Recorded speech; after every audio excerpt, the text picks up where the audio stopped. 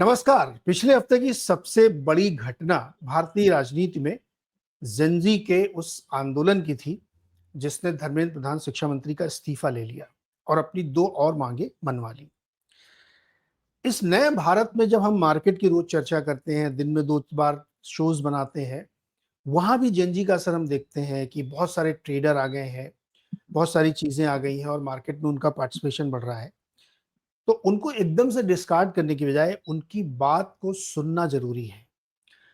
राजनीति में भी एक्चुअली यही हो रहा है कि उनकी बात को सुना नहीं जा रहा है या उनकी बात को समझा नहीं जा रहा है या ये माना जा रहा है कि ये तो बच्चे हैं और इनकी बात का कोई वैल्यू नहीं है। लेकिन पिछले वीकेंड में जो हुआ उसने भारतीय राजनीति को एक तगड़ा झटका दिया है। पूरी पॉलिटिक्स को रीडिफाइन करने वाला ये मूवमेंट है। आज भले ही कुछ लोग इसको डिस्कार्ड कर दें, माने नहीं, लेकिन सच ये है कि उन्होंने जो प्रश्न उठाए, जो अपनी बातें रख रहे हैं, उनको आप इग्नोर नहीं कर सकते।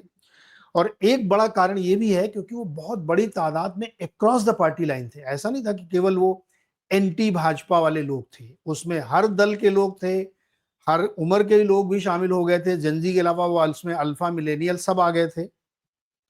और मुद्दा उनका नीट था जो कि एक बहुत ही क्रुशियल इशू है। तो आज हम इसको थोड़ा बड़े पर्सपेक्टिव में समझने की कोशिश करेंगे कि जो जेनजी का ये मूवमेंट है, इस मूवमेंट का असर क्या है, ये क्यों इतना बड़ा हुआ, सरकार ने क्या मिस्टेक की और अब क्या होना चाहिए। इन सब पे बातचीत करने के लिए मेरे मित्र सज्जन कुमार सिंह जी हैं। सज्जन जी बहुत ही विद्वान व्यक्ति हैं, रिसर्चर हैं और सबसे अच्छी बात सज्जन जी की है कि वो ग्राउंड से इनपुट लेके अपनी रिसर्च बनाते हैं, एसी कमरे में बैठ के नैरेटिव बिल्ड नहीं करते। तो सज्जन जी का बहुत बहुत स्वागत है। सज्जन भाई, आप तो दिल्ली में ही रहते हैं ज्यादातर। ये जो कुछ हुआ, इसको पहले समरी के तौर पर हमें टिप्पणी बताई, क्योंकि मैंने देखा इसमें भाजपा के लोग भी हैं, अपराजिता सारंगी की बेटी भी है, उसने तो वो भी लिख दिया कि हमको मना किया गया, तो वो भी उसने डाल दिया। सारे कास्ट, क्रीड, एज ग्रुप के लोग थे। ये क्या था, जी। तो आपने कैसे रीड किया? देखिए, थोड़ी पृष्ठभूमि हम लोगों की जो पीढ़ी थी, जो 90 के दौर के अनुभव को देखिए, तो वो उसमें 3M की बात हम लोग करते थे कि हमारा जो संदर्भ है, किसी भी सामाजिक, राजनीतिक, सांस्कृतिक घटनाओं को देखने का, विश्लेषण करने का जो हमारा पैराडाइम होता था, वो होता था मंदिर, मंडल और मार्केट। ये 3M में हम लोग देखते थे। तो कई बार होता है ना कि कोई घटना होती है, कोई एक मूवमेंट होती है, चर्निंग जब होती है, जिसको हम कहते हैं पैराडाइम शिफ्ट होती है, तो गलती सबसे बड़ी ये होती है कि आप उसको समझने में पुराने फ्रेम को अप्लाई करते हैं कि ये राइट वर्सेस लेफ्ट का इश्यू है, ये बीजेपी वर्सेस एंटी बीजेपी लोगों की मुहिम है। और इस घटना में भी आप देखेंगे कि शुरुआत से जब सोनम वांगचुक ने ज्वाइन किया, सीजेपी के लोग आए, तो लोगों ने ये देखा कि सीजेपी के फाउंडर्स कौन है, उनका पास्ट एसोसिएशन कर रहा है, जो ऐसा नहीं कि इरेशनल है, वो एक तरीका हो सकता है। सोनम वांगचुक का क्या है पृष्ठभूमि, तो उनके लद्दाख के अभी हाल के अनुभव को और जो उनपे एनएसए वगैरह लगा उसको जोड़ के देखा गया। और वैसी स्थिति में ये कह दिया गया कि देखिए साहब, ये तो राइट वर्सेस लेफ्ट का इश्यू है कि सारे लेफ्टिस्ट, वामपंथी और वो सब लोग जो बीजेपी के खिलाफ हैं या एक तरीके से नेशनलिज्म के इस मेन स्ट्रीमिंग को पसंद नहीं कर रहे हैं। तो पहली बात तो ये है कि नई जनरेशन जो युवा पीढ़ी है, आज की तारीख में जो युवा पीढ़ी है, उसे आप जेनजी कह रहे हैं। 90 के दशक में और 80 खत्म होते होते जो लोग आए उसे आप मिलेनियल कह रहे थे। लेकिन कहने का मतलब है कि जो युवा पीढ़ी अभी की है, जेनजी जिसको हमने कहना शुरू किया नेपाल की क्रांति के बाद काफी, आपने इसको जनरेशनल पर्सपेक्टिव से नहीं देखा।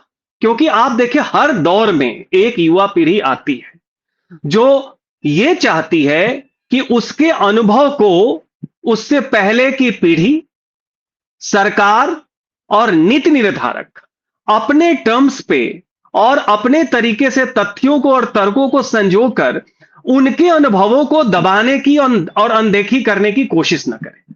तो पहली बात तो यह है कि ये जो मूवमेंट था, ये जेनरेशनल पर्सपेक्टिव से समझाना चाहिए, ना कि left versus right, secularism versus Hindutva और BJP versus anti BJP, NDA बनाम इंडिया ब्लॉक। ये सारे के सारे जो पैराडाइम है जिसमें या तो कुछ लोग इसको प्रायोजित तौर पे आ, उस फ्रेम में डालने की कोशिश कर रहे हैं या उस फ्रेम से समझने की कोशिश कर रहे हैं, वो भूल जा रहे हैं कि यहां पे कॉलेज और यूनिवर्सिटी के विद्यार्थी नहीं, स्कूल्स के विद्यार्थी भी जा रहे हैं, स्कूल में पढ़ने वाले। और ये केवल मेट्रोपॉलिटन में शुरू होकर खत्म होने वाला प्रोजेक्ट नहीं था जो अन्ना मूवमेंट था।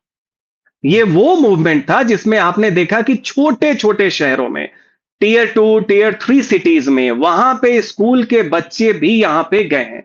तो एक आप पीढ़ीगत सॉलिडारिटी, जेन जी है और जेन जी के बाद जो जेन अल्फा कह रहे हैं, जो अभी बहुत छोटा है, स्कूल में पढ़ रहा है, वो भी उसकी स्मृति में भी ये इवेंट है। वो कहते हैं ना कि गांधी जी के समय कोई 5 साल का था, 10 साल का था, तो उसकी स्मृति में उसका एक असर पड़ा आगे के जीवन पे। उसी तरीके से ये जो पीढ़ीगत अनुभव है, इंटरवेंशन है, उनकी आकांक्षा, उनका आक्रोश और उसके कारण उनका जन सैलाब आपने देखा, जिसमें बाकी लोगों ने, उनके परिवार के लोगों ने भी इसमें साथ दिया। और एक और बात है, इसमें बहु से बहुसंख्यक जो लोग थे, वो मिडिल और अपर मिडिल क्लास बैकग्राउंड के परिवार के लोग थे।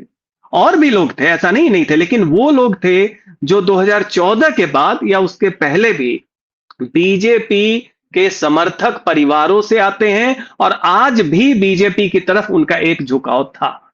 उस घर के पीढ़ी के लोग निकले हैं। इसमें मंत्रियों के बच्चों ने, खासकर बच्चियों ने प्रदर्शन किया। केवल दिल्ली में नहीं बल्कि उड़ीसा और असम जैसे जगहों पे भी ये दिखा। तो इसको लेफ्ट राइट विचारधारा, नेशनल एंटी नेशनल, बीजेपी बनाम कांग्रेस या वामपंथ, इन परिधियों से, इन पैराडाइम से अगर आप समझने की कोशिश कर रहे हैं, तो या तो आप समझ नहीं पा रहे हैं या जानबूझ के आप सच को स्वीकार नहीं करना चाह रहे हैं। ये एक जनरेशनल लड़ाई थी। उसकी चिंता, उसकी एंग्जाइटी, उसके एस्पिरेशन जो प्रधानमंत्री मोदी जिसको हर बार एक हवा देते हैं, उसको बढ़ाने की कोशिश करते हैं और हमेशा उस पे अपनी बात भी रखते हैं। तो उस एस्पिरेशनल जो आकांक्षा की जो विमर्श है, उसके ऊपर एंग्जाइटी, जो चिंता के भाव हैं और उसके कारण जो अनसुनी उन्हें लगा कि हमारी बात नहीं कही जा रही है, उससे जो उत्पन्न आक्रोश था, उसका ये प्रदर्शन था। बाकी सब डिटेल है। डोमिनेंट ये है कि ये एक जनरेशनल एंग्स्ट था, एक युवा पीढ़ी की आक्रोश थी, उनकी चिंता, उनकी आकांक्षा को दबा रही है, उसका एक संवाद था जो आक्रामक तरीके से दिखा। इसको कहीं से भी डेमोनाइज करना, क्रिमिनलाइज करना या ब्रश असाइड करना, ये बहुत बड़ी गलती होगी। क्योंकि जब आपको फुटेज दिख रहे हैं, तो ये कहना कि इसमें असामाजिक तत्व थे, वो सब साइड स्टोरी है। थे, जब भी मूवमेंट बना थे, लेकिन इसकी जो डोमिनेंट कॉन्स्टिट्यूएंट बॉडी थी, वो छात्रों की थी और उनके अभिभावकों की थी, उनके गार्जियंस की थी। तो इसको आप आज के दौर के सबसे युवा पीढ़ी जो 18 से 25 साल के हैं, जिनकी संख्या लगभग 18 से 19% है, और 15 से 30 साल हैं, जिनकी संख्या 30%, आबादी की 30% है। ये वो पीढ़ी है जो अगले 10 साल में और मुखर होगी और प्रखर होगी, जीवन के अलग अलग आयामों में, समाज के और राज्य के अलग अलग क्षेत्र में, बाजार के क्षेत्र में ये प्रोमिनेंट पोजीशन पे जाएगी, ये नैरेटिव सेट करेगी और इसके नजरिए से पास्ट लिखा जाएगा। तो सज्जन भाई, ये बताओ कि जो सरकार है उसके बहुत सारे अंग, चाहे वो इंटेलिजेंस के तौर पे हो या सरकार, पुलिस है, तमाम इंटेल उनके पास होता है। फिर जो ये भारतीय जनता पार्टी, वो भी दुनिया की सबसे बड़ी पार्टी, कितने करोड़ों सदस्य हैं। फिर उनके साथ आरएसएस भी जुड़ा हुआ, जो ग्राउंड पे ही काम करते हैं। ये इतना बड़ा पैराफेंडेलिया, उसको ये एहसास ही नहीं हो पाया क्या कि ये गड़बड़ हो रही है। और आपने जो कहा कि 18 से 25 या 18 से 30 वाले, मैं तो ये कह रहा हूं कि 2029 में करोड़ों की संख्या में वो वोटर भी बनेंगे जो प्रदर्शन कर रहे थे। ये भी एक निश्चित चिंता की निश्चित। बात उनके लिए होना चाहिए कि जो अभी 15-16 साल का है, वो 29 में वोट करेगा। तो ये जी। बात ये क्यों नहीं समझ पाए? क्या इनको गलतफहमी थी अपने तरीके से चीजों को ठीक कर लेने की, या इनको ये लगा था कि नहीं नहीं, ये तो बिल्कुल छोटा मोटा है और ये लड़के क्या समझते हैं? क्या इनको एक गुमान, गलतफहमी, घमंड क्या था इनका ये? ये हमारे हम लोग जब मेरी पढ़ाई नवोदय विद्यालय में ही, तो एक शिक्षक आए थे, तो हम लोग उस समय थोड़ी अनुशासनहीनता जो छठी सातवीं क्लास में होती है, बहुत बचपने वाली। तो हम्म, उन्होंने कहा कि बेटे, एक चाकू जब तक कद्दू को काट रहा होता है ना, उसे अपने धार पे बहुत गुमान होता है। हम्म, जब उसका भिड़ंत कटहल से होता है, तब समझ असली में आता परीक्षा वहां होती है। तो है। देखिए, मतलब एक तो है कि इस सरकार की लोकप्रियता पॉजिटिव स्टोरी थी, दूसरी विपक्ष जो बिल्कुल हाशिए पे है और जिसके पास कोई लैंग्वेज नहीं है इंगेज करने का, तो हम्म, वो भी इनके साथ आसान था। तो ये भाजपा बनाम कांग्रेस की लड़ाई, या भाजपा बनाम कुछ ऐसे क्षेत्रीय पार्टियां जिनका की अतीत उनके लिए बर्डन है, चाहे वो उत्तर प्रदेश में हो, बिहार में हो, और अब बंगाल में भी दिखा, हम्म, उनके खिलाफ जो एक के बाद एक अश्वमेध का घोड़ा आगे बढ़ता जा रहा था, तो उसने एक अति आत्मविश्वास दे दी। तो आत्मविश्वास ठीक है, आपका कॉन्फिडेंस होना, लेकिन जब आपका ओवर कॉन्फिडेंस होता है, तो वहां पे एरोगेंस भी आता है और अहंकार आता है। और ये बात विपक्षी पार्टियों की नैरेटिव नहीं है, ये समाज में अलग अलग लोग इस चीज को अनुभव कर रहे थे। आप किसी भी राज्य में चले जाइए, आम जनता से बात कीजिए, अगर वो पॉजिटिव स्टोरी देंगे तो तुरंत क्वालिफाई करेंगे कि अहंकार इस सरकार का बहुत बढ़ गया। और इस सरकार का मतलब, जितने छोटे स्तर पे वो अगर ब्लॉक और तहसील स्तर का अगर अधिकारी हो, वहां का कोई संगठन का प्रतिनिधि हो, उसके बॉडी लैंग्वेज में भी ये लग रहा था कि इलेक्शन वगैरह तो हम जीतते ही जाएंगे, जीतने की आदत पड़ गई है, हम्म, विपक्ष हमारे सामने कुछ नहीं है। 24 का जनादेश एक हम्बलिंग एक्सपीरियंस था कि आपके अंदर एक ह्यूमिलिटी आए, और लगा कि शायद उस जनादेश का जो एक मंतव्य था आप उसको स्वीकार करेंगे, आत्मसात करेंगे।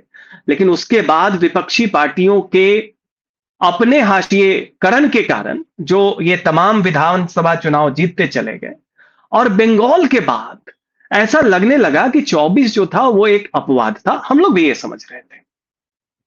और उसके बाद जिस तरीके से आप देखिए, लोगों में ये एहसास आने लगा कि चुनावी नतीजों का मतलब और विपक्ष के हाशिएकरण का मतलब ये नहीं है कि संगठन अब समाज को भी एक पैसिव एंटिटी समझने लगे। हम्म, तो वही हमने कहा कि आप कद्दू को जब तक काट रहे हैं, कांग्रेस है, वामपंथ है, आपने त्रिपुरा में खत्म कर दिया, उसके बाद कांग्रेस हर जगह से हार रही है, कुछ एक जगह छोड़ के, क्षेत्रीय पार्टियों का भी अब बिल्कुल आप कह सकते हैं एग्जिस्टेंशियल क्राइसिस शुरू हो गया। ऐसे में एक गलती ये हुई कि ये जो मैंडेट आपको मिल रहा है, ये समाज की आकांक्षा के लिए मिल रहा है।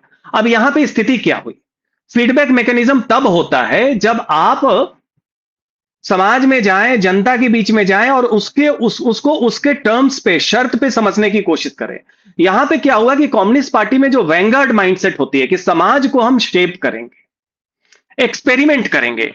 अब आप देखिए इस पीढ़ी के साथ इसकी पीड़ा क्या है। इसको शिक्षा के ही अगर हम नीति निर्धारण के तौर पे देखें, तो इस पीढ़ी को के ऊपर इतने एक्सपेरिमेंट किए गए। देखिए, इंटेंशन अच्छा होना ना होना एक सेकेंडरी बात है, हम्म, उसको आप कैसे इंप्लीमेंट कर रहे हैं, और वन वे जो इंप्लीमेंटेशन हो रहा है, ऐसा लग रहा था कि वो एक लेबोरेटरी का चूहा है जिसके ऊपर आप एक्सपेरिमेंट कर रहे हैं। न्यू एजुकेशन पॉलिसी आ रही है, 4 ईयर अंडर ग्रेजुएशन का कोर्स आ रहा है। आप दिल्ली विश्वविद्यालय का आप देखिए, 4th ईयर में 3 साल के बाद जो ऑप्शन है कि आप 4th में आप जा सकते हैं, उससे आपको मास्टर्स की अनिवार्यता नहीं जरूरी पड़ेगी। उसमें लोग बता रहे हैं कि 30% के करीब लोग उसमें जा रहे हैं 3rd ईयर के बाद 4th ईयर में। मतलब हम्म, 50% से कंजर्वेटिव एस्टिमेट मिले तो कम है, और इस बार यह उम्मीद है कि 10% मुश्किल से जाएंगे 4th ईयर में।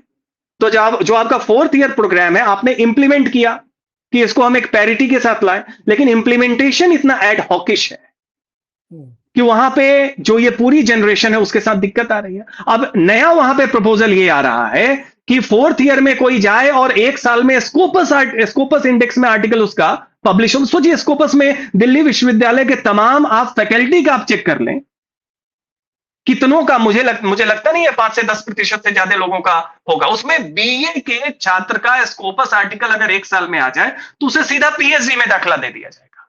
इस पे विचार चल रहा है। मतलब जो सॉल्यूशन है वो प्रॉब्लम से भी ज्यादा प्रॉब्लमेटिक है। और ये सब एक्सपेरिमेंट चल रहा है। उसी तरह का थ्री लैंग्वेज में देखें। अब थ्री लैंग्वेज में आपने ऑप्शन दिया तो ऑन पेपर ऑप्शन है, लेकिन सवाल है कि मैं कोई रीजनल लैंग्वेज ले लूं, इंडियन लैंग्वेज ले लूं, या मुझे लगे कि बाजार के और रोजगार के हिसाब से कोई फॉरेन लैंग्वेज ले लूं।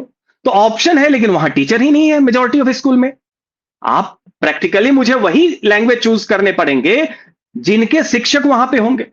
अवेलेबल है। उसके बाद सडनली आप नाइन्थ के बाद कोई नया लैंग्वेज की, जो कि बदला गया है अभी हाल में, एक आप वो कंपलसरी ला रहे हैं और फिर कह रहे हैं कि नहीं नहीं उसका इवैल्यूएशन नहीं होगा, असेसमेंट नहीं होगा। तो फिर बच्चा अपना कंसंट्रेशन क्यों करे, अपना डाइवर्ट करे। तो इस सरकार में शिक्षा नीति में मंतव्य, उनकी मंशा जो भी हो वो पॉजिटिव है, उसको हम मान सकते हैं कि सरकार चाहती है कि उसे पॉजिटिव चेंज करने का मौका मिले, लेकिन इंप्लीमेंटेशन इतना पैथेटिक है, इतना एड हॉकिश है, इतने दोयम दर्जे के लोगों के द्वारा हो रहा है कि उसके कारण इस पूरी पीढ़ी को लग रहा है कि उसे लेबोरेटरी में चूहे के ऊपर एक्सपेरिमेंट करने वाला जीव बना दिया गया है। अपॉइंटमेंट के हिसाब से देखिए, खासकर ह्यूमैनिटी और सोशल साइंस की बात कर रहे हैं हम, बाकी जगह का अनुभव मुझे उतना डायरेक्ट नहीं है, आप बेहतर बता पाएंगे। जेएनयू जैसे विश्वविद्यालय में जहां से मैं आता हूं, वहां पे फिजिकल ज्योग्राफी के छात्र को सोशियोलॉजी डिपार्टमेंट में अपॉइंट किया जा रहा है। अब आप बताइए किस तरह का वहां पे रिसर्च होगा, किस तरह का गुणवत्ता आप उसमें गुणात्मक परिवर्तन लाएंगे। दिल्ली विश्वविद्यालय की स्थिति हमने पहले ही बताई कि अंडर ग्रेजुएट प्रोग्राम में दाखिला और फोर्थ ईयर में ट्रांजिशन इतना कोलैप्स कर रहा है कि वहां पे चिंता की बात यह हो रही है। जहां पे 70s ऑनवर्ड दिल्ली विश्वविद्यालय में चाहे शशि थरूर जैसे लोग हैं, कोई भी मुंबई से हो, चेन्नई से हो, कहीं से भी वो दिल्ली विश्वविद्यालय में आके अंडर ग्रेजुएट कोर्स में एडमिशन लेना चाहता था, आज कई कॉलेजेस में लोग बताते हैं कि चरवाहा विद्यालय जैसी स्थिति है। तो अब बच गया है आपके पास स्कूल की शिक्षा, वो बची हुई है चूंकि उसमें एक बड़ा प्राइवेट शिक्षण संस्थान है, मैनेजमेंट है, क्वालिटी अभी भी वो चली आ रही है, एक्सपोजर ग्लोबल है। तो जो अपर मिडिल क्लास है या अपर क्लास है, वो तो स्कूलिंग के बाद सीधा बाहर जा रहा है आईवी लीग इंस्टीट्यूशन में। लेकिन बहुत सारे बच्चे हैं जिनको यहीं पे आना, तो उनके लिए जैसे ही वो स्कूल के बाद कॉलेज में आ रहे हैं, यूनिवर्सिटी में जा रहे हैं, वो एक शॉक वैल्यू आ रहा है। तो उनका अनुभव और उनकी चिंता और उनके आक्रोश का कारण यह है कि स्कूली शिक्षा की गुणवत्ता अभी भी बची हुई है, लेकिन कॉलेज और विश्वविद्यालय में जाते ही आपकी विशेषज्ञता कहीं और है और आपको अपॉइंट कहीं और किया जा रहा है, और वो भी संगठनात्मक निष्ठा के कारण। आप करिए अपने विचार के लोगों को, लेकिन गुणवत्ता तो आप इंश्योर कीजिए।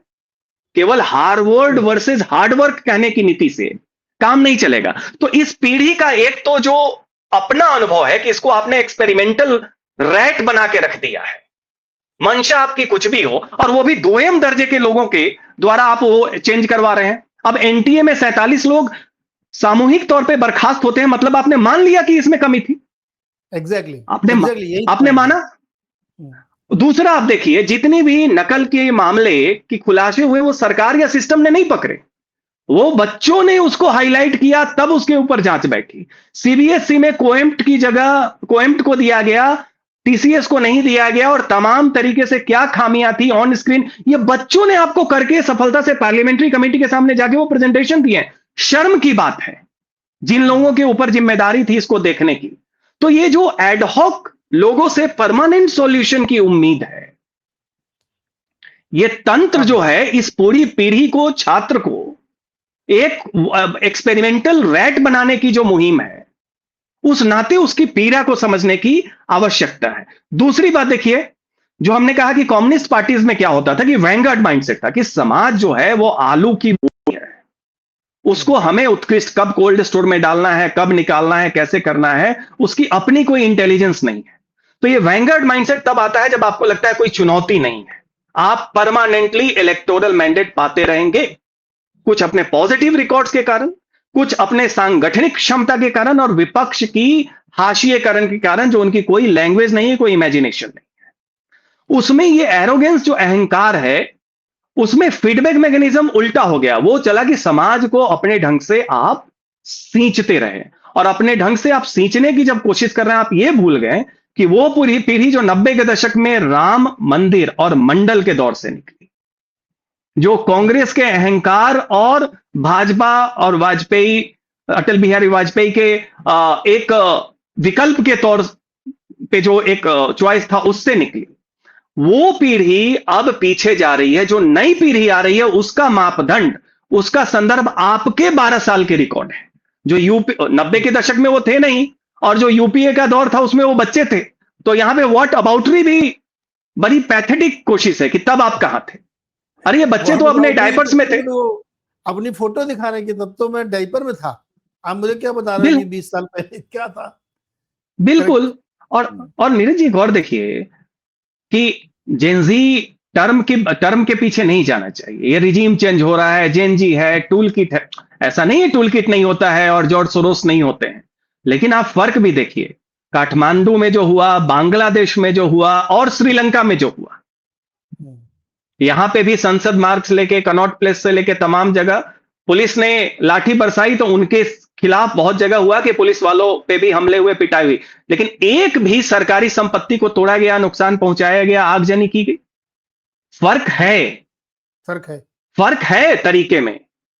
और भीड़ जो थी उन सब जगह से ज्यादा इस मामले में थी कि केवल ये राजधानी का, दिल्ली का प्रोटेस्ट नहीं हुआ, ये हर जगह। मुरली मनोहर जोशी आए, आपके पहले तमिलनाडु के बीजेपी के अध्यक्ष के अन्ना मलाई ने काफी पहले कह दिया कि डिले क्यों है इस पे। उसके अलावे आप देखिए कि अन्ना हजारे भी एक दिन के लिए, 1 घंटे के लिए आके तबीयत खराब होने के बावजूद आए। ये तो कोई टूल किट नहीं है। और इन राइट। तमाम लोगों के जो बच्चे हैं, जो गार्जियन हैं, सब लोग हैं, और middle class, lower middle class, upper middle class, ये तो आप ही के समर्थन वाली परिवार से आते हैं। तो उस लिहाज से जो फीडबैक मैकेनिज्म है, उसकी गलती ये थी कि फीडबैक मैकेनिज्म जो है, चाहे बीजेपी का हो चाहे संघ का हो, वो वैंगार्ड माइंडसेट में चला गया कि अब हमारा काम समाज को समझाना है, समाज से फीडबैक लेना नहीं है। तो ये जो इनफेंटिलाइज करने की है कि आप स्कूल के हेडमास्टर हैं और समाज जो है किंडरगार्टन का बच्चा है, ये जो भाव आ गया है ना, ये ये लगभग अहंकार के भाव परे वाली बात है। भाव ये आ गया था कि जैसे संघ में बौद्धिक देते हो, सब बैठ के सुनते हैं, वही हम बौद्धिक देंगे, पूरा समाज सुनेगा। मैं इसमें अपने अनुभव से बता रहा हूँ कि जितने लोगों से मैं बातचीत करता था, नीट को लेके बहुत गुस्सा था उनके अंदर। एट द सेम टाइम चंदा चोरी भी आ गया था, तो चंदा चोरी को उनके लिए शॉकर था, वो उसको भी डाइजेस्ट कर रहे थे। लेकिन नीट में उनका बिल्कुल क्लियर व्यू था कि यार एक बार होता तो आदमी मानता, बाई मिस्टेक बाई चांस हो गया। कंटिन्यूसली हो रहा था ये, और एक एग्जाम नहीं, सारे एग्जाम में हो रहा था, चाहे वो कांग्रेस वाले स्टेट में हो चाहे बीजेपी स्टेट में हो, नीट तो हो ही गया था और कई बार हो चुका था। तो उनको ये लगता था कि यार ये तो हमारे बच्चों के भविष्य के साथ पूरा खिलवाड़ हो रहा है, और ये सरकार उसको रोक ही नहीं रही है। अब देखिए, मैं ये नहीं कह रहा हूँ धर्मेंद्र प्रधान की उसमें शामिलती रही, बिल्कुल नहीं रही होगी, लेकिन अगर आप उसको मैनेज नहीं कर पा रहे हैं तो आपको जिम्मेदारी तो लेनी पड़ेगी। और चूंकि यूथ को अब इससे कुछ फर्क नहीं पड़ता भैया कि बहुत पुराना सिस्टम है, वो ठीक से नहीं काम कर रहा, आई डोंट केयर। 12 साल हो गए आपको, अब आपको वो जिम्मेदारी लेनी पड़ेगी कि आपने ठीक क्यों नहीं किया। हम्म, कंटिन्यूअसली हो रहे हैं, सजा के तौर पर आप एनटीए के हेड को छत्तीसगढ़ का प्रिंसिपल सेक्रेटरी बना देते हैं। तो जब ये इस तरह की चीजें होती हैं, मैंने अपने कई अलग अलग शोज में भी कहा कि हमको तो हमारे यार लोग ये बता रहे हैं, दोस्त लोग, कि भाई यार ये नीट वाला मामला बहुत ही गड़बड़ है। तो मैं बड़ा सरप्राइज था कि इनका इतना मजबूत संगठन और कोई फीडबैक ही नहीं ले रहा था। आपने सही व्याख्या की कि ये फीडबैक ले ही नहीं रहे थे, ये खाली अपनी दे रहे थे कि मैं जो कह रहा हूं वही सही है, बाकी तुम्हारा फीडबैक का कोई मतलब नहीं, हो मैं मैन्यूवर कर ले जाऊंगा, जो कि हो नहीं पाया। और सड़क बिल्कुल। पे जो लोग दिखे, वो वो सब मिडिल क्लास के लोग थे, जो टैक्स पेयर के लड़के हैं, कि टैक्स मैं पे करूं, 2% जनता टैक्स पे करे और उन्हीं के लड़के सफर करें और कोई कुछ कार्रवाई ना करे। तो ये होना ही था। अब इससे आगे की मुझे बताइए कि यहां से आगे क्या होने वाला है। क्या ये मूवमेंट, आंदोलन इस तरीके के फुटकर तौर पे होते रहेंगे, और ज्यादा ये बढ़ेगा, और सरकार इससे अब कैसे डील करेगी? देखिए यहाँ पे भी हमें जनरेशनल पर्सपेक्टिव से समझना होगा, इसलिए कि मान लीजिए सरकार के खिलाफ अभी तक जो आंदोलन हुए हैं, उसमें सबसे बड़ा एक किसान आंदोलन हुआ। उसके पहले वो शाहीन बाग जो एंटी सीएए प्रोटेस्ट था, और बाकी तमाम जगह छोटे मोटे प्रोटेस्ट होते रहे। लेकिन वो सारे के सारे प्रोटेस्ट जो थे वो इंटरेस्ट ग्रुप्स के द्वारा थे, कि किसानों का एक हिस्सा था वो आया, या सीएए में मुस्लिम लोगों को कहीं से भी नागरिकता उनकी जा नहीं रही थी, लेकिन फिर भी वो सड़क पे उतरे, तो ये हुआ कि ये मुस्लिम्स कर रहे हैं। या उसके बजाय जहां पे बहुत जगह ये कहा गया कि ये सरकार ऑटोक्रेटिक है, ये है, तो ये माना गया कि वो एक छोटे इंटरेस्ट ग्रुप है, सेक्टेरियन है। तो समाज का एक बड़ा वर्ग जो था वो उससे डायरेक्टली रिलेट नहीं कर पा रहा था। भाई हम किसान नहीं है, तो या तो हम आइडियोलॉजिकली उनसे भावनात्मक तौर पे जुड़ जाएं, या हमें लगा कि करते रहे, हमें क्या मतलब है, वो वाली बात थी। दूसरी बात यह भी थी, इससे पहले कि प्रोटेस्ट 2014 के बाद हुए, कि उसमें ज्यादातर वो लोग आ रहे थे, वो उस पीढ़ी से आ रहे थे जो बीजेपी का विरोध करते पहले भी आ रहे थे। इस बात पे गौर कीजिएगा। तो बीजेपी को कोई फर्क नहीं पड़ता है, आप ही से लड़के बीजेपी सत्ता में आई है। दूसरी बात यह थी कि आप उस पीढ़ी से हैं जो धीरे धीरे और एजिंग की तरफ बढ़ेगी, तो आप बूढ़े होते चले जाएंगे, आपकी प्रासंगिकता खत्म होगी। इस जो आंदोलन है, छात्र आंदोलन, इसमें दो तीन चीजें हैं जो आगे की राजनीति को प्रभावित करेंगे। पहली बात, ये पैराडाइम शिफ्ट है, इसको मानना पड़ेगा। उनके मानक हमसे आपसे अलग ही नहीं है। वो मानक अब आने वाले समय में देश के राजनीति की दशा और दिशा दोनों तय करेंगे। कारण क्या है कि एक, उनकी डेमोग्राफिक वेट है। 1 साल से 25 साल की उम्र का जो अभी वो है, लगभग आधी आबादी देश की जो है, वो 1 से 25 साल की जो हमारी डेमोग्राफी है वो तय कर रही है। 15 से 30 हमने कहा, अगर मान लें जो इसमें थे, एक्टिवली थे, जिसमें स्कूल से लेके कॉलेज से लेके यूनिवर्सिटी के लोग, वो 30% है। तो एक तो डेमोग्राफिक वेट है, दूसरा ये वो पीढ़ी है जो आगे और मुखर होगी, तो इनका डेमोग्राफिक वेट और ज्यादा बढ़ता जाएगा और नैरेटिव फिर ये सेट करेंगे। अगर आप इनके मानक के अनुसार, इनके शर्तों के अनुसार, इनकी चिंता और इनकी आकांक्षा के अनुसार अगर आप एडेप्टेशन नहीं लाएंगे, तो आपकी प्रासंगिकता जैसे बाकी पार्टियों की खत्म हुई, वो खत्म हो जाएगी। अब यहां पे क्या बदलाव आएगा? देखिए, मेरा मानना है कि हिंदुत्व के साथ वाली जो दक्षिण पंथ की राजनीति थी, जो संस्कृति को, धर्म के मानकों को और राजनीति में विकल्प को एक साथ पार्टी विद अ डिफरेंस उस नैरेटिव में ला रही है, उसका पहला फेज जो था 3 मुद्दों पे, वो पूरा हो चुका है। राम मंदिर का निर्माण हो चुका है, धारा 370 समाप्त हो चुकी है, और जो कॉमन सिविल कोड, समान नागरिक संहिता है, वो टुकड़ों टुकड़ों में 3 तलाक के बाद और बाकी राज्यों में धीरे धीरे हो रहा है। वो भी अब उसमें कोई बहुत ज्यादा जान बचा नहीं है। अब आपके पास क्रिएटिविटी या नई लैंग्वेज है क्या इस पीढ़ी के लिए? नहीं है, सवाल है नहीं, और इसी कारण से यह क्राइसिस हुई।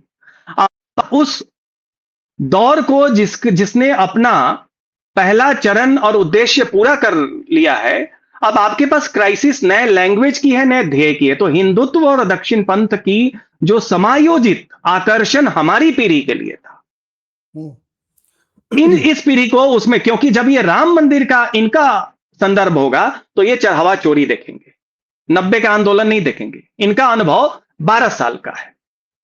जब पार्टी विद अ डिफरेंस और एक नई भविष्य की बात ये देखेंगे, तो इन्हें दिखेगा कि शिक्षा नीति में बच्चों को, नई पीढ़ी को लेबोरेटरी पे एक्सपेरिमेंट करने वाला चूहा बना दिया गया। तीसरा देखिए, इनकी बहुत सारी चिंताएं हैं जो ग्लोबल हैं, उसमें कास्ट, कम्युनिटी, आइडेंटिटी वो है, लेकिन वो सेकेंडरी है। अब क्लाइमेट की बात इस पीढ़ी को बहुत ही पर्सनल लगती है, और ये पूरे दुनिया में आप देखेंगे, कोई पार्टी, कोई चुनाव आप कभी भी देखिए, और खासकर जो सत्तारूढ़ पार्टी बीजेपी है या संघ का जो विमर्श है, उसमें पर्यावरण पे और क्लाइमेट पे कितनी चर्चा हो रही है। उल्टा जो हमारे पर्यावरण मंत्री हैं, वो कभी कभी लगता है प्रो माइनिंग मिनिस्टर है। उत्साह देखते बनता है उनका। डेफिनेशन बता रहे हैं कि हिल्स के एंड माउंटेन्स के क्या डेफिनेशन होते हैं। गुजरात, राजस्थान, हरियाणा से लेके दिल्ली तक में जो अरावली का, उसमें जो उत्साह हमने देखा, उतना उत्साह शायद उनका चुनाव के संगठन और चुनाव को मैनेज करने में होता होगा, बाकी कभी एज अ मिनिस्टर आप नहीं देखेंगे।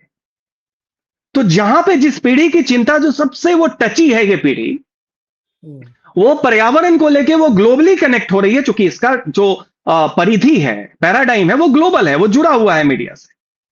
वहां पे आप जो है पर्यावरण मंत्री एक प्रो माइनिंग मंत्री की तरह परसीव किए जाते हैं, परसेप्शन आपका ये हो रहा है। दूसरा देखिए मेंटल हेल्थ है इस पीढ़ी का। कितने पार्टियों ने ये कहा है कि नहीं, जो हमारी कोई भी जो हेल्थ इंश्योरेंस है जो सरकार दे रही है उसमें मेंटल हेल्थ भी कुछ जोड़ी हद जाए। तक जोड़ी जाए। आप एक भी किसी राजनीतिज्ञ की बात कीजिए, राजनीतिक नेता की बात कीजिए, किसी पार्टी का, और मैं तो बात कर रहा हूं कि जो सत्तारूढ़ पार्टी है, क्योंकि सवाल आपसे पूछा जाएगा। और तीसरे पे हम इसलिए नहीं जा रहे हैं कि तीसरी जो चीज है वो थोड़ी आइडेंटिटी के वेपनाइजेशन को लेके है कि भाई मेरी जेंडर मैं जैसे महसूस करूं।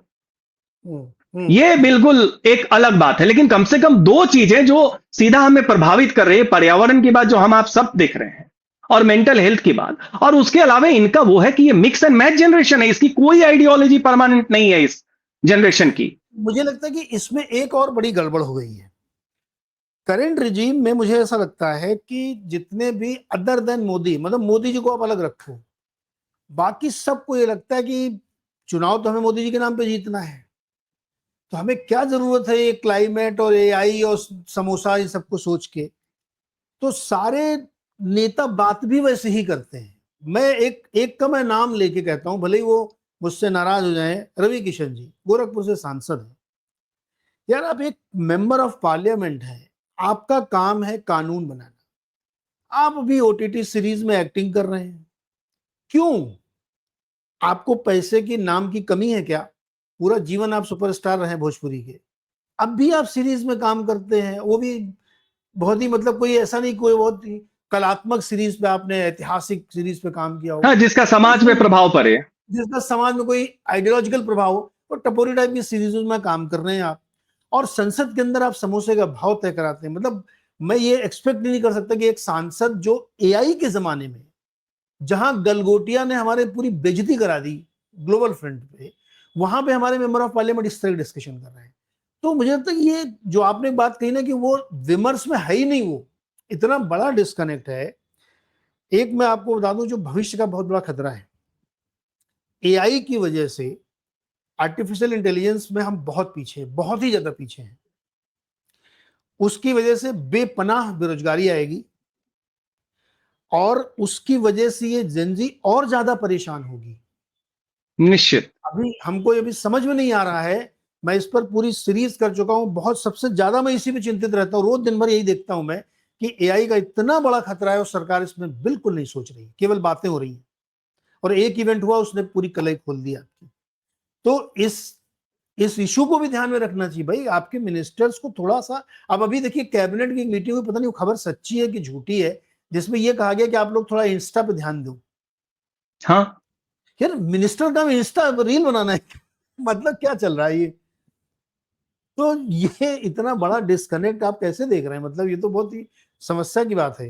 नहीं नीरज जी, देखिए इसमें दो चीजें, इंस्टा पे ध्यान दो मतलब कि चिंता है कि नैरेटिव वॉर में हम आगे कैसे रहे। राइट।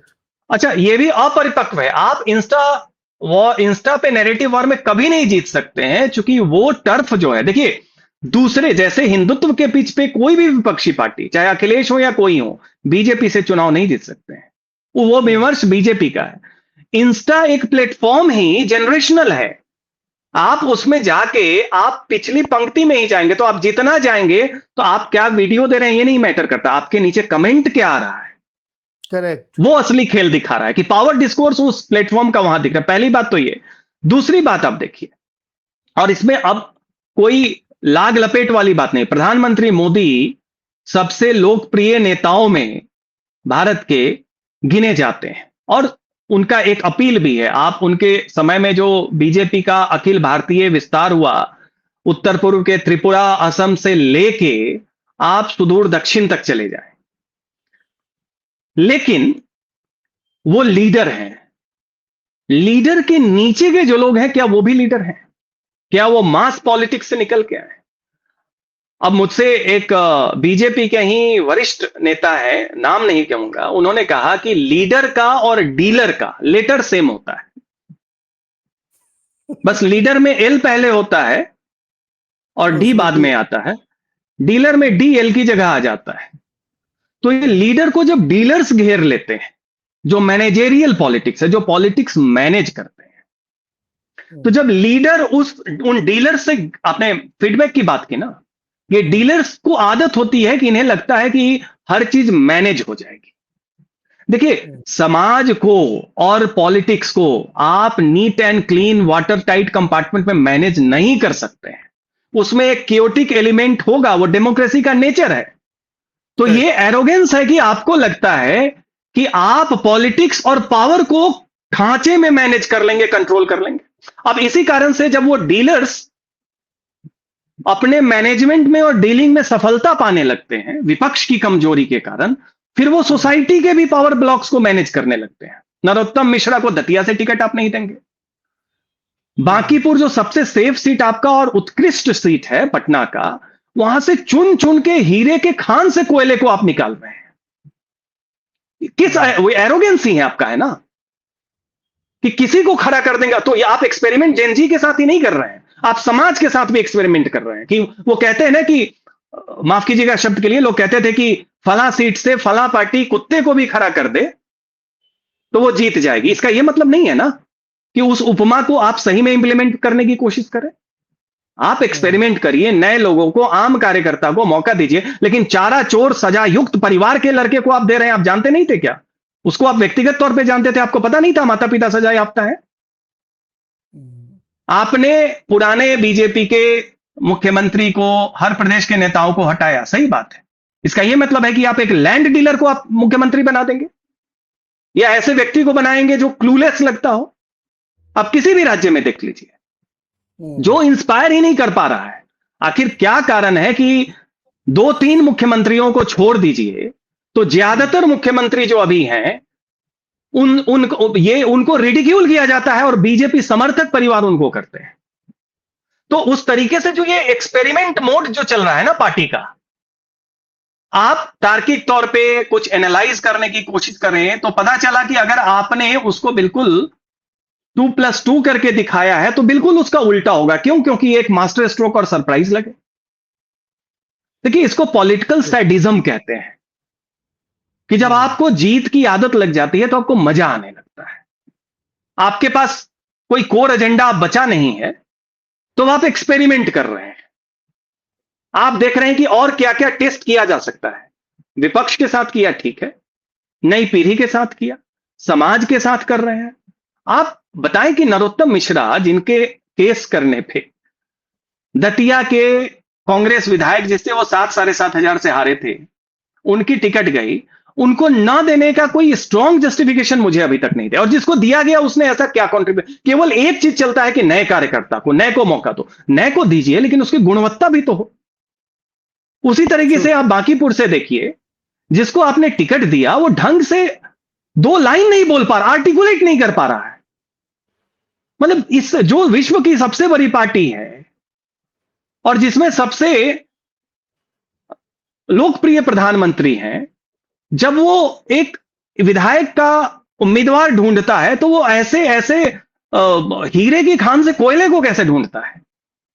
तो ये एक्सपेरिमेंटेशन मोड के कारण यहां पे संवाद नहीं चल रहा है, यहां पे समझाने की प्रक्रिया चल रही है, फीडबैक नहीं चल रहा है, यहां पे वन वे कम्युनिकेशन चल रहा है। और ये अहंकार, और याद रखिए अहंकार ईश्वर का सबसे प्रिय आहार होता है, सबसे पहले उसी का भक्षण होता है। तो पहली बात कि आगे की राजनीति में हिंदुत्व और दक्षिण पंथ ये अभी हैंगओवर में चलेगा, ऐसा नहीं कि तुरंत खत्म हो जाएगा।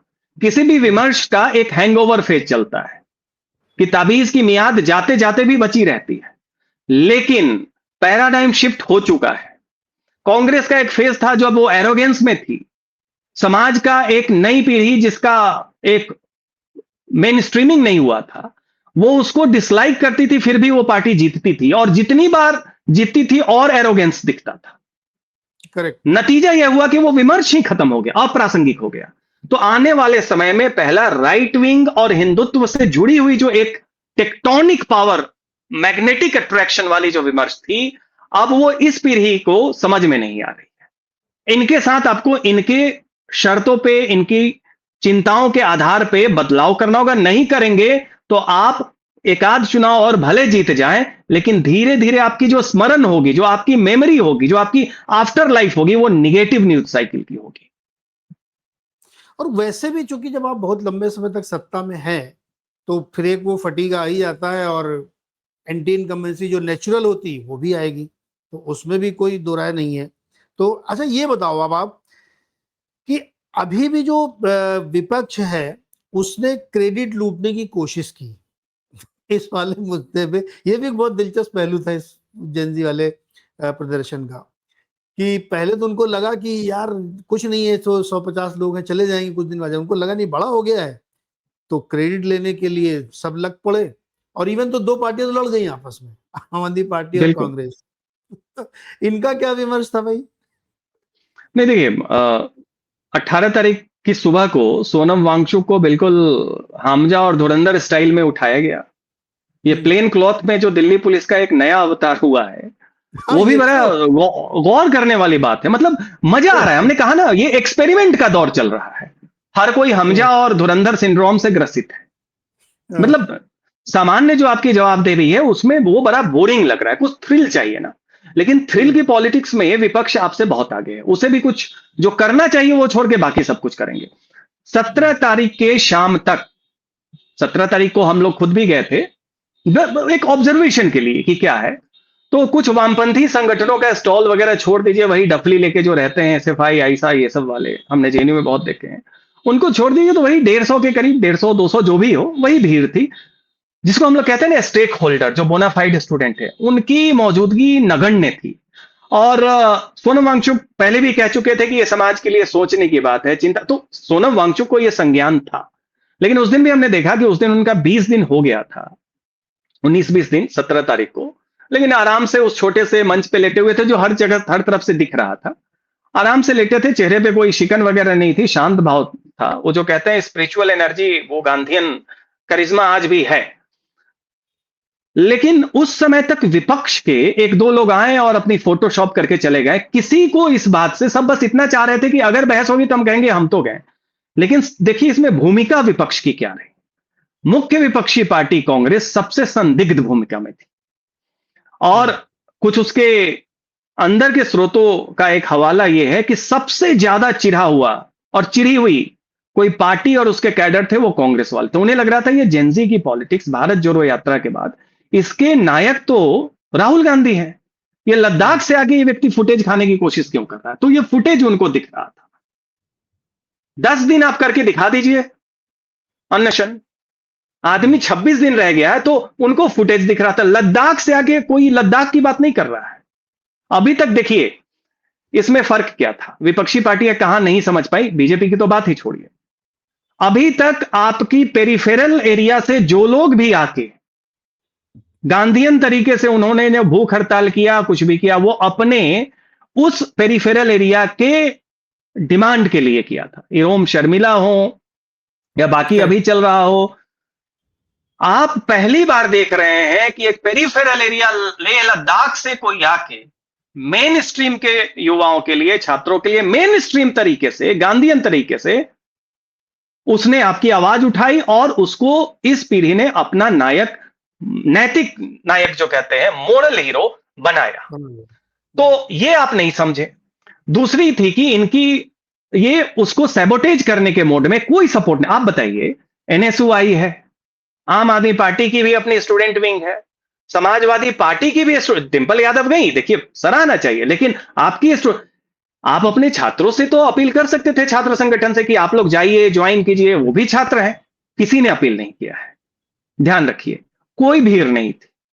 तो विपक्ष की मंशा क्या थी? विपक्ष की मंशा थी कि संसद का सत्र होगा, हम इसको बहाना बनाते हुए एक मुद्दा उठाएंगे और इसमें अपने आप को इसका सबसे बड़ा नायक दिखाएंगे। अब गलती क्या हुई कि जो कहते हैं कि बूमरैंग करना, कि वो हमजा स्टाइल में जो दिल्ली पुलिस आजकल सफेद टी शर्ट में आती है, उसमें सफेद चादर के साथ उठाया, उसने ट्रिगर किया। इस जनरेशन में एक वर्ड भी है, ट्रिगर। ये बड़ा इंपॉर्टेंट वर्ड है इस जनरेशन का, जेनजी का, कि कोई एक चीज आपको ट्रिगर करती है, तो उसने ट्रिगर किया। और अगर आप हाँ आंख कान खुले थे तो आपको संगठन नहीं चाहिए, आपको अपने आसपास का कन्वर्सेशन युवा पीढ़ी का दिख रहा था कि वो ट्रिगर्ड थे, उनके सोशल मीडिया के पोस्ट में, स्टेटस में वो सब दिख रहा था। और उसके बाद ये राहुल गांधी कोटा के बाद 20-22 दिन के लिए चले जाते हैं विदेश, और जब आते हैं तो जंतर मंतर नहीं जाते हैं या कोई स्टेटमेंट भी नहीं जाते हैं, फिर चले जाते हैं उत्तराखंड। आप सोचिए, प्रयागराज में, पटना में वो कोटा के बाद होना था, उसको छोड़ के विदेश चले गए जहां पे सही पे एग्जाम और बच्चे उनकी बहुतायत है, और जब उसके बाद आते हैं तो चले जाते हैं उत्तराखंड। हम ये नहीं कहते वहां छात्र नहीं है, लेकिन वो इस विमर्श का केंद्र नहीं था और कतई नहीं जाते। और कांग्रेसियों की कन्वर्सेशन देखिए तो बोले ये कौन है कॉकरोच जनता पार्टी, इन्होंने तो सपोर्टर्स खरीदे हैं, जेन्युइन होते तो भीड़ दिखती। लेकिन जब 20 तारीख को संसद मार्च होता है, जब प्रधानमंत्री अपने संबोधन में इसका संज्ञान भी नहीं लेते हैं, न तो नीट का लेते हैं, न सब कुछ लेते हैं, वो दूसरा ट्रिगर था। करेक्ट। उस सुबह प्रधानमंत्री को लेना चाहिए था संज्ञान, और इसका दोष पूरा का पूरा जो लीडर के नीचे डीलर लोग हैं, जो हमजा, जेम्स बॉन्ड और धुरंधर 3 का वेट कर रहे हैं, ये लोग थे, जो अहंकार था इनका।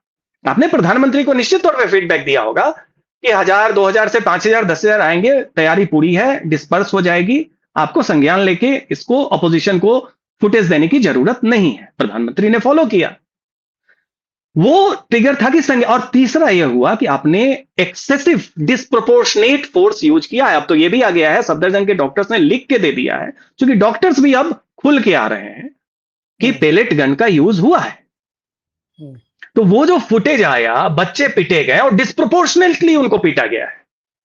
प्रोपोर्शनेट फोर्स के खिलाफ कोई नहीं है, हम लोग सब जानते हैं मॉब साइकोलॉजी में आपको करनी होती है, लेकिन डिस्प्रोपोर्शनेट जब आपने किया, और जिस तरह से जो छात्राएं थी उनकी मोडेस्टी को वायलेट किया गया है पुलिस कर्मियों के द्वारा, उस पे तो किसी को भी सस्पेंड कर देना चाहिए था तत्काल। वो तो आपके लिए एक नैतिक पाप है, उसको तो आप कैसे डिफेंड करना छोड़िए, अभी तक उस पर एक्शन क्यों नहीं लिया गया है? उसमें तो कोई डिले, जांच तो उसके बाद होना चाहिए। वो व्यक्ति चिन्हित हो चुका है। उस स्थिति में, उस ट्रिगर के बाद अगर आप देखें तो ये पूरा का पूरा जो मैकेनिज्म है, उसमें विपक्ष को लगा कि अब तो भीड़ दिखती है, और भीड़ देखते ही आप समझते हैं कि नेता और क्या होता है। विपक्ष के जो हमारे नेता हैं, उन्हें ऑप्टिक्स में मजा आता है, आउटकम में नहीं। ऑप्टिक्स में हीरो बनना है। चुनाव होना तो छोटी चीजें हैं, ठीक है, विमर्श में उन्हें नायक बनना है। जी, खैर, ये पूरी तस्वीर हम लोगों ने इसलिए चर्चा की क्योंकि ये एक बड़ा पैराडाइम शिफ्ट जो आप कह रहे हैं वो है। ये ऐसा मोड़ है जिसपे सभी राजनीतिक दलों को और as a society as a whole ये समझना पड़ेगा कि जेनजी ने जो इश्यूज उठाए वो बहुत ही रियल है और उनको एड्रेस करना वक्त की मांग है। नहीं आप करेंगे तो जेनजी एक माध्यम है, वो इश्यूज हमारे आपके लिए, वो चाहे आप मिलेनियल हो या अल्फा हो, या सबके सामने आएंगे और उनका सोल्यूशन आपको ढूंढना ही पड़ेगा। माध्यम एक जेनजी बन गए हैं तो बहुत अच्छी बात है और जेनजी को उठाना भी चाहिए इशू। अच्छा, मुझे इसमें लगा कि प्रधानमंत्री थोड़ा सा बेंड हुए और उन्होंने इसको समझा और इसको एड्रेस करने के लिए वो निजी तौर पर प्रयास करें, क्योंकि उनको भी बहुत ज्यादा झेलना पड़ा है। तो होप हमारी ये है, उम्मीद हमारी ये है कि चीजें आगे बेहतर होंगी और इश्यूज को रियली टैकल किया जाएगा और जो मंत्री सांसद लोग हैं ये थोड़ा सेंसिटिविटी के साथ चीजों को रिसीव करने के मोड में भी आएंगे, केवल अपनी नहीं चलाएंगे कि मैं जो कर रहा हूं वही सही है, इंक्लूडिंग आरएसएस। फीडबैक लेना सीखिए। तो सज्जन भाई, बहुत बहुत शुक्रिया इस बड़ी गंभीर चर्चा के लिए। और ये जरूरी इसलिए था क्योंकि ये एक ऐसी चीज है जहां पे चाहे आप मार्केट के पार्टिसिपेंट हो, चाहे सामाजिक पार्टिसिपेंट हो, या कुछ भी करते हो, ये मूवमेंट आपके लिए समझना बहुत जरूरी था। बहुत बहुत शुक्रिया। ऐसे किसी फिर बड़े टॉपिक पर हम लोग फिर से चर्चा करेंगे। बहुत बहुत शुक्रिया। Thank you.